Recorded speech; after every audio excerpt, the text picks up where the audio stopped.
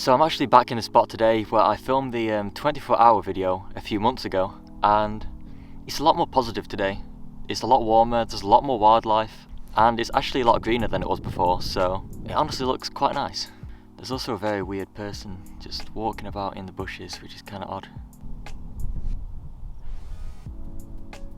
But yeah, as promised, today I am filming a Q&A video. I did actually get quite a few questions, but I'll do my best to make sure I do answer each and every one of them. Okay, so first question.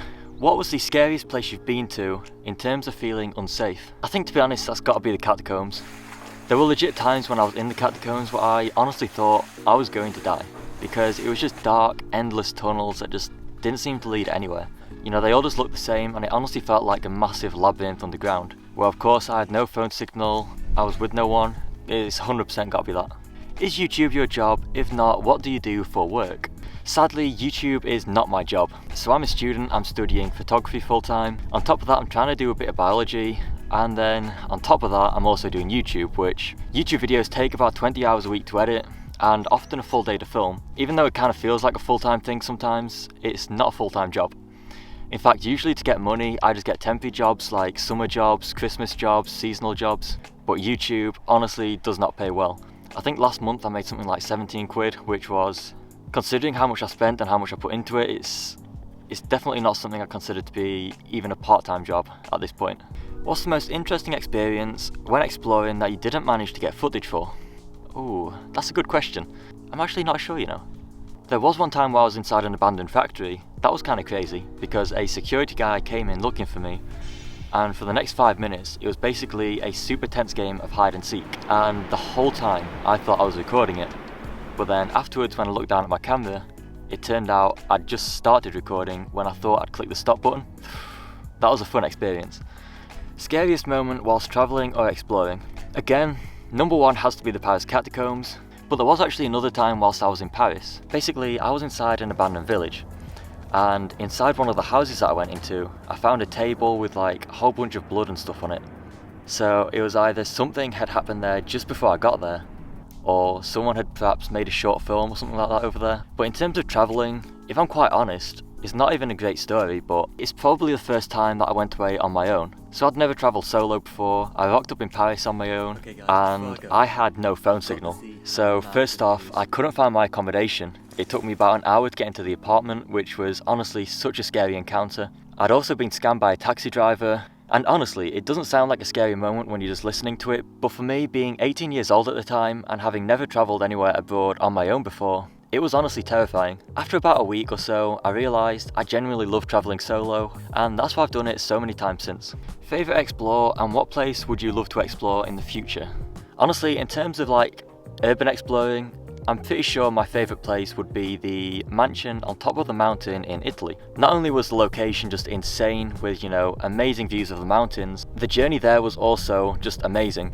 It's always the explores which are the hardest to do, which end up being the best ones. What places would you love to explore? Oh yeah. I think number one would be Papua New Guinea. I always wanted to go there as a kid. I think I saw a documentary one time where Steve Bagshaw went there. Seeing him go there, seeing all the wildlife there, it just looks so amazing and so different to like everywhere else in the world.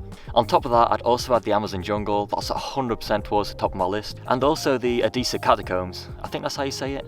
The Odessa Catacombs, which I was thinking about going to this year, but because of the war in Ukraine, it's 100% going to be impossible. Dream haunted location you'd love to visit. So as I just mentioned, the Odessa Catacombs are meant to be a haunted place, so I'd probably count them. Favourite movie actor? Man, I don't know. Maybe Jenna Ortega, because she's a good actress. Who's the most famous person you'd most like to meet? 100% that's got to be Steve Bagshaw. Either him or Jeff Bezos, because if I met Jeff Bezos, I could ask him for some money, and he'd probably say no. Who's a dead musician that you'd bring back to life for one last concert? Michael Jackson, 100%. Best thing you can cook, signature dish. I'm not the best chef. I can do some good pasta dishes, but nothing I cook I'd ever say is like a standout dish which just tastes. Have you ever had a true paranormal encounter, and did it make you a believer? I did have one time. I think I mentioned it actually in my Q&A like 3 years ago, where I was only young at the time, and I woke up because I heard someone opening my door.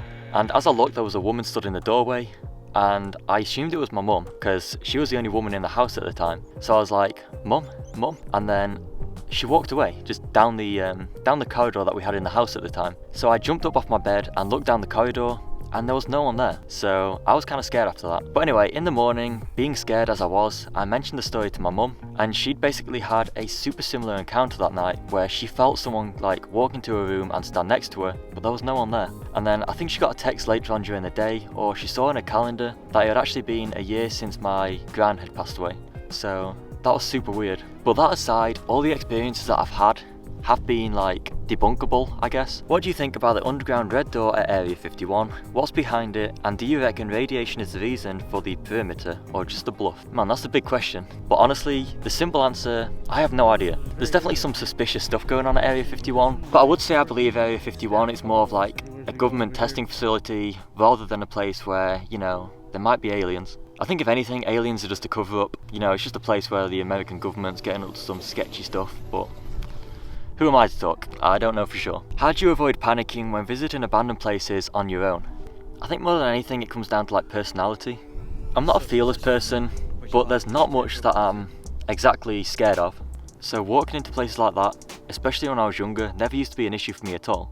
But that being said, if I'm quite honest, I don't recommend exploring on your own, especially in places that are in the middle of a city. Honestly, they always end up being the sketchiest ones. What do your parents think about you exploring abandoned locations? Do they support you? So, they actually have no idea. You see, I used to tell them about some, but they never wanted me to do it, which is completely understandable, but I used to do it anyway. If I'm honest, if I had a son, I definitely wouldn't want him going into abandoned places on his own.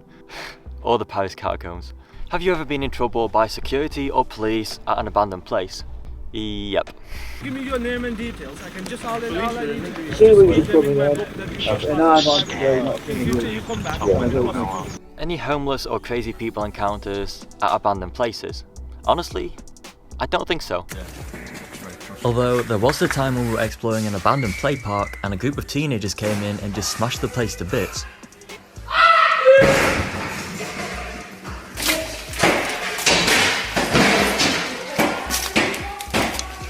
Favourite music and bands? That's a tough one because I like pretty much every single music genre. I don't like heavy metal, like Slipknot kind of stuff, but I also don't like the opposite, you know, like slow Adele kind of music. I think my most played artist of all time is Green Day, but I don't listen to them so much anymore. I think aside from that, there's DMAs, Arctic Monkeys, Frank Ocean, Oliver Tree, Amine, Lord, The Weeknd, La Femme, 21 Pilots. Yeah, my playlist has a lot of people in it. Do you have any fears?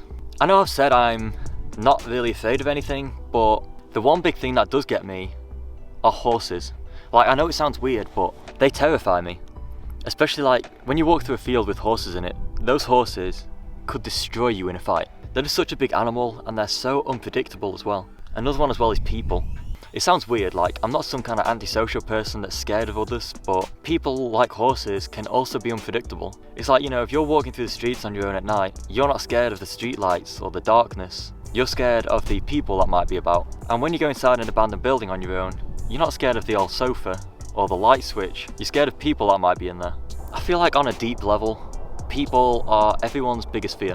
What are you actually doing other than YouTube? Do you have any plans for the future? I know I've covered this a little bit already, but in terms of the future, I want to go somewhere into like documentary filmmaking or photojournalism, but I also have a big passion for like wildlife, conservation, so I do want to study like a master's in the science realm.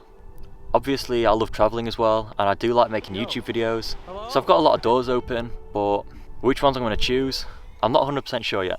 Scariest place you've been to? I think I've already answered that pretty much. It's the Catacombs. Although I'm not going to lie, the place that I went to last Halloween, where I spent the night, even though I never had like a proper paranormal experience there, it just felt so creepy being on my own there.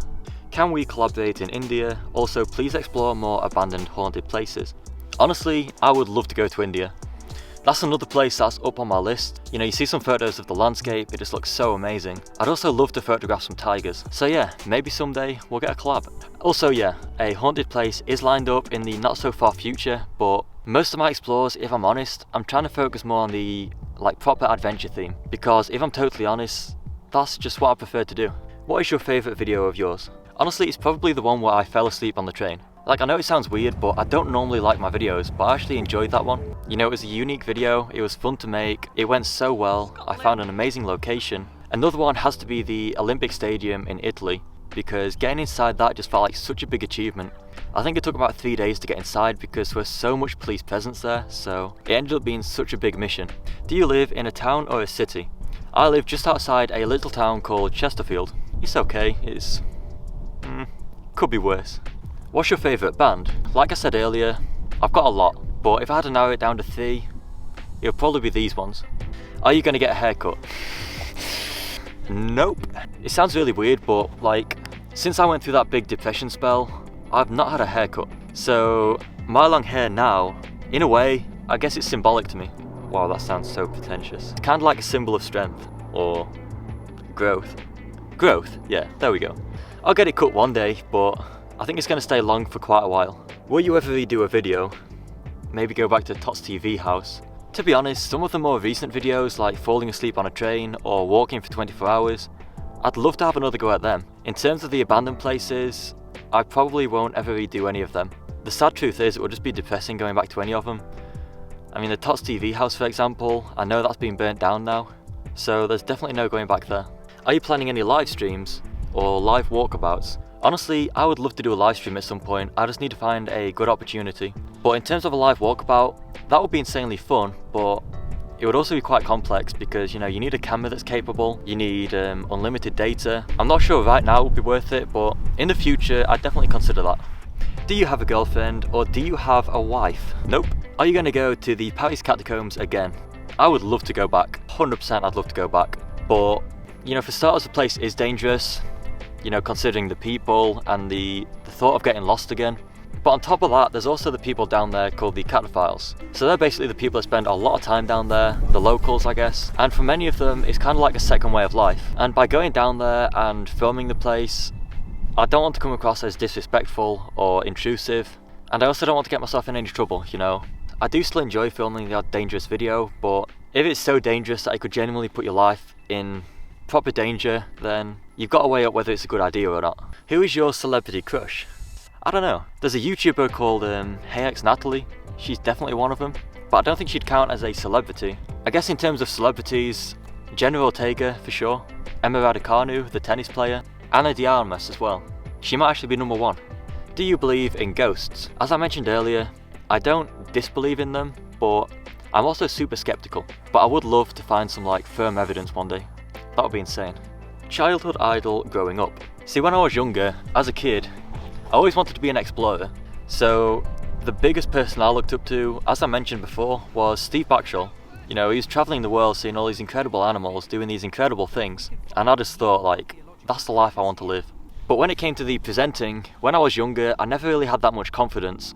And then when it comes to the explorer part, so I just started high school. I was in year 7, so I was like 12 years old. And during one of my first English lessons, we all had to say what we wanted to be when we grow up. You know, most people going around the class were like footballers, singers, but then when it came to me, I said explorer. I think everyone in the class laughed, even the teacher, so it was awkward. So after that, I kind of came to assume that my goal was just totally unrealistic. I kind of shifted away from it and drifted towards that route via photography and filmmaking instead. What's the question again?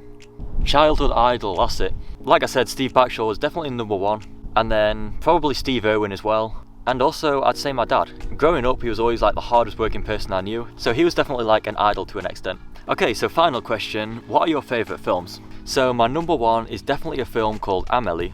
It's just like such a positive film, I just really like watching it.